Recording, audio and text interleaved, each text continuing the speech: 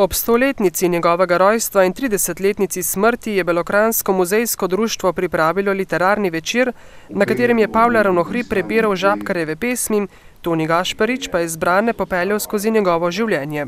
V tem, kar sem prebrala, je bil Jože Žabkar res en plemenit človek, bil je duhovnik, bil je ljudski duhovnik, krščanski socialist, ki se takoj v začetku vojne povezal s vodilno fronto, s partizani, pomagal ranjencem, živel z ljudmi.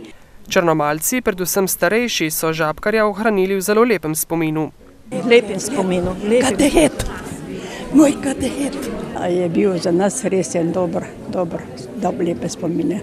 Ker ganljivo je bilo danes, ko sem to poslušala.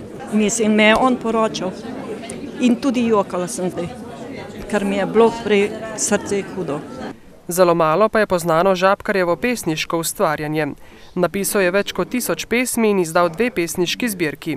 Včasih, kot sam pravi, mogoče rima res kdaj zašepa, ampak prav v tej, bi rekel, tej šepavosti je največ te njegove iskrenosti, največ čustvovanja, največ dojemanja sveta, tako kot ga je on doživljal.